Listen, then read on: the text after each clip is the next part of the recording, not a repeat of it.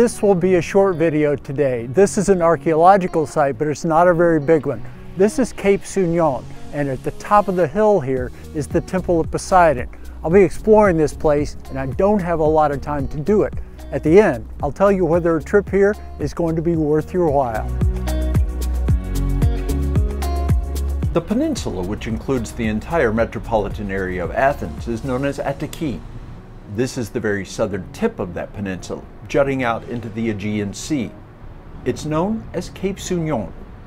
Because of its strategic location, the point was fortified during the Peloponnesian War when the Athenians did battle against the Spartans. That was in about 413 BC. Where the fortress was situated allowed for the monitoring of ships that were attempting to go around the cape. Today, this is classified as an archaeological site. Portions of the fortress walls remain.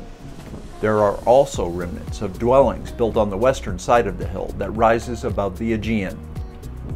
The entire tip of the peninsula is part of the Sounion National Woodlands Park, the smallest in the system. It is only about 2.5 square miles in size. One thing about this place is it is stunningly beautiful here on this point. The cape is incredible. There's the sea on one side, the bay on the other, and you can walk some trails at the site just to see how marvelous this whole place looks. It is thoroughly enjoyable walking on the paths that wind through the lower reaches of land which creates the cape. The views are astounding. At certain points, it is possible to look straight down at spots where the sea collides with the rocks at the base of the cape. It's easy to see why this was chosen as a place for a fortress. Sounion has a place both in literature and in Greek mythology. The first mention of it in literature was in Homer's famous poem, the Odyssey.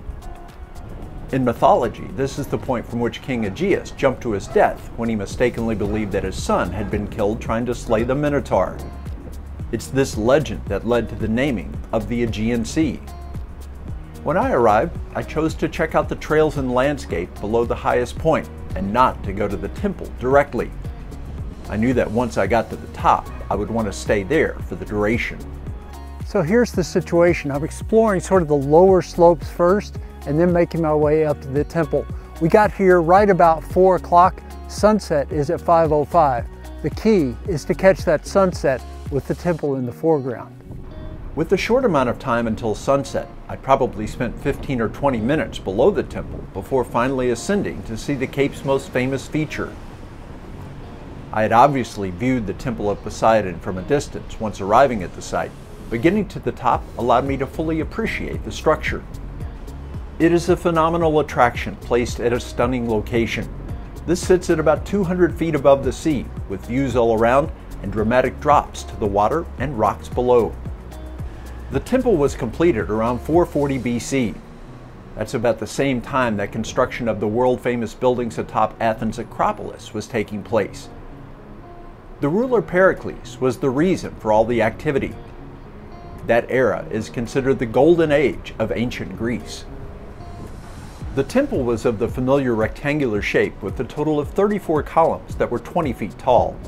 15 of those columns are still in place today. Poseidon is the god of the sea in Greek mythology. He and the goddess Athena competed to see which one of them would give their name to the city of Athens. The story goes that in both a popular vote and then in voting by the 12 gods themselves, Athena won the contest. Because the sea and navigating it was so important to Greece, the people knew that they would be in trouble if the decision angered Poseidon.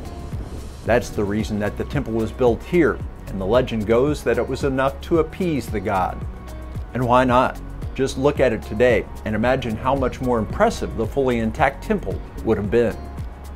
After getting to the top and assessing the situation, it's impossible to get the temple in the foreground as the sun sets behind it. You can catch a few glimpses of that as the sun gets lower in the sky, but we'll do the best we can. I had time to circle the temple several times to capture the scene from many different angles.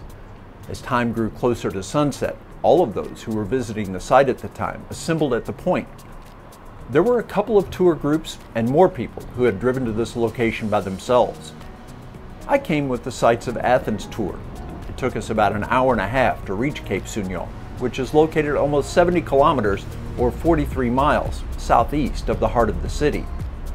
The ride was pleasant as we made our way out of the crowded center and eventually drove right along the beaches and towns of what is known as the Athenian Riviera. Cape Sounion is the easternmost point of that stretch of coastline. During both the ride to and from, a guide provided historic information about this part of the country and recounted the mythology that surrounds the Temple of Poseidon. The cost for the 5-hour tour was around $25. At the Cape, anticipation grew with each moment as the sun slipped lower. Most took photos of the quickly changing scene in front of them and captured images of each other with the temple as a backdrop. I alternated between watching the sun get closer to the horizon and marveling at how the light was impacting the white marble of the temple. The colors changed numerous times. Finally, with an audience of dozens of people gathered to catch the spectacle, the final light of the day diminished in the distance.